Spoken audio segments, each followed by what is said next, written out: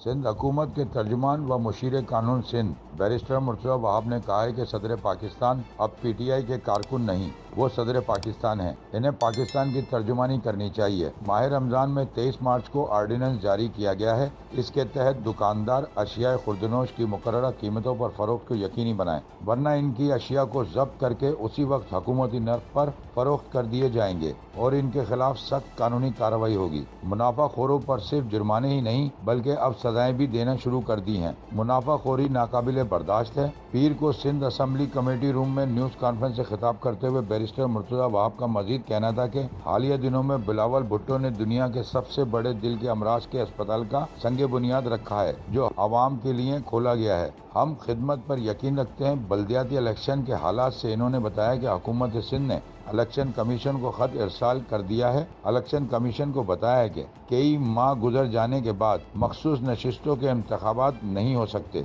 मजीद videos देखने के लिए हमारी वीडियो को लाइक करें, सब्सक्राइब करें और बेल आइकन को जरूर क्लिक करें ताकि आने वाली वीडियो आप तक बआसानी पहुंच सके।